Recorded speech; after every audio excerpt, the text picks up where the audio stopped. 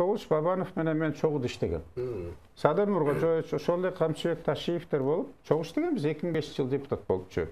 Анан биз бири-бирибизди жакшы билебиз. Аласа беребиз бири-бирибизге жок. Жакшы жагын мен колдойм, кемчиликтерин айтам. Мен улуу катарда айткан убакым бар. Эми азыр мен бүгүн интервьюдан окуп калдым, анын үстүнө адвокаты кече да айтып атат.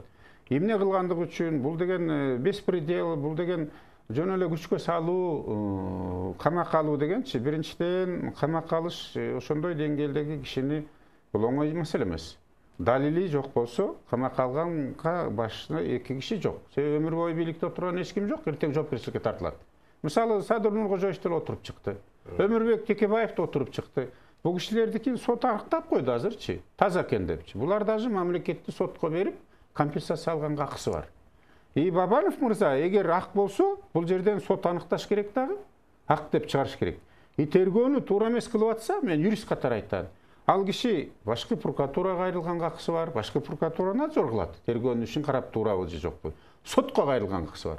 Сот деген чечим чыгарып, сот чакырып алып да сурайт керек болсо, эмне үчүн мындай кылып атасыңар деп. Сот дагы буга кийлишкен акча. Башка даже президенттин тергөөчүнө кийлишкен эч кимдин акысы жок. Мени да чакырган ГКН бул. Мен дагы өткөн эле жумада 3 жолу жолуккам. Эки оперативный кызматкер менен, тергөөчү менен. Мен аны саясатка айландырган жерим жок. Мен айттым, менин күнөөм болсо жоопко тарткыла. Аныктагыла. Ал тергөөнүн иши аныктап бериш керек. Ошол эле маалда мен жардам катары эмне керек айткыла, мен жардам берем деп. Бир топ материалдарды бергенге бүгүнгө даярмын. Ошол эле Атамбаевдин убагында 10-жылдан баштап 13-жылга чейин казышкан болгону. Даже жогорку кеңештеги ишмерлиги менен өйдө. Ишканадан өйдө арест койдурупту, иштетпей, кимден гана кылган жок, 2,5 жыл соттошконбуз. Ошо Атамбаевди мен сотко бергем. Атамбаев премьер-министр болуп турганда, ал дагы 2007-жылы комиссия түзгөн курумтар боюнча. Ошондо Акылбек Жапаров бар болчу, Орозбек Дүйшөев, ассоциация Гарников деген. Андан кийин Алмазбек Жакыпов, Кыргыз Алтынын мурунку жетекчиси, Арсланбек Малиев депутаттар ошонун комиссиясында иштеген. Анан ал комиссиясы өтпөй калган.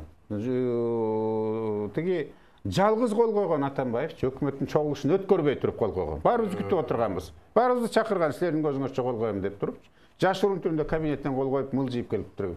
Өзгөчө сенден булар жаман көрөт экен, сени ошон үчүн сен менен жолуккусу келбей койду деп мага айткан. Мен айткам, эмне сен суун көтөрүп алып келдиң депчи. Мен улукташтырпайды ошон үчүн.